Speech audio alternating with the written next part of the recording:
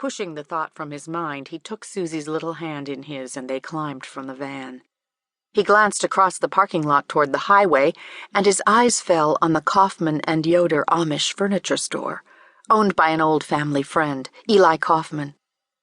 Caleb's elder sister, Sadie, had married Robert, the oldest of the Kaufman sons, while the youngest Kaufman son, Timothy, had been Caleb's best school friend. He wondered how his old friend was doing these days. He would have to stop by and visit him before he and Susie returned to Ohio. "Dad!" Susie yanked Caleb toward the entrance to the farmer's market. "Let's go!" Caleb stifled a laugh. The little girl had her mother's impatience, too. "I'm coming, my liebe."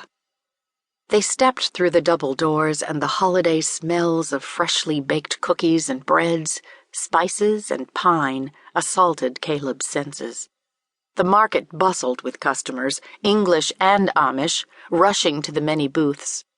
Scanning the area, Caleb spotted booths for baked goods, jellies and jams, crafts and gifts, and paintings.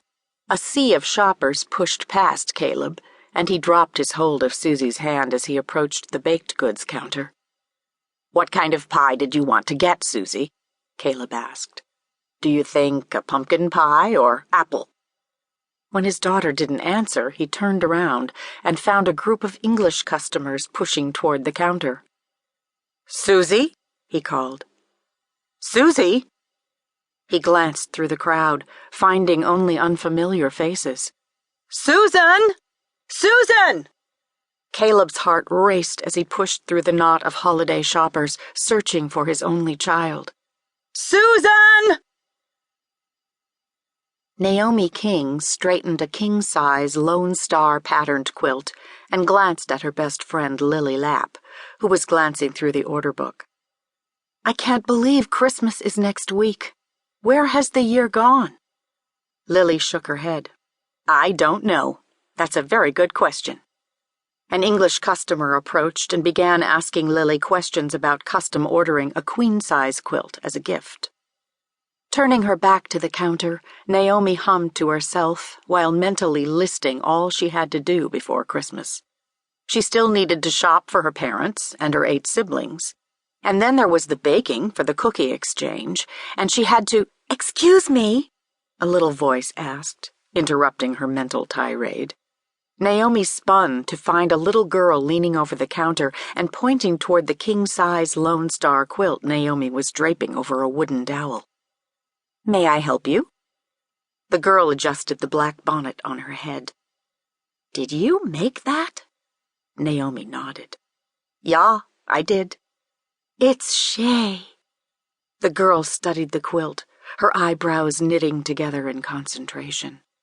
"My mom made a quilt like this once, only she used blues and creams instead of maroons." Naomi smiled. "I bet that was Shay." "Can I touch it?" "Of course."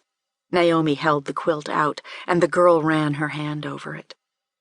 The girl studied the quilt, her eyes trained on the intricate star pattern. "My mom promised she would teach me how to quilt someday." "I bet she will. I think I was about your age when my mom started teaching me." The girl looked up, and Naomi was struck by her deep green eyes. They reminded Naomi of the deep green the pasture turned every spring. "My mom is gone," the girl said, her expression serious. "Gone?" Naomi set the dowel in the rack and leaned over the counter. "What do you mean?" "She's in heaven with Jesus." The girl ran her fingers over the counter. Naomi gasped, cupping a hand to her mouth. "I'm so sorry. You must miss her." "I do. I was only—" she began. "Susan!" A man rushed over, his expression full of fear. He placed his hands on the girl's shoulders and angled her to face him. He crouched down and met her at eye level. "I turned my head for a moment, and you took off. Do you know how much you scared me? I thought I'd lost you. What were you thinking?" "I'm sorry, Dad." The girl shook her head, tears filling her striking eyes. "I saw the quilt stand and I wanted to come see the quilts."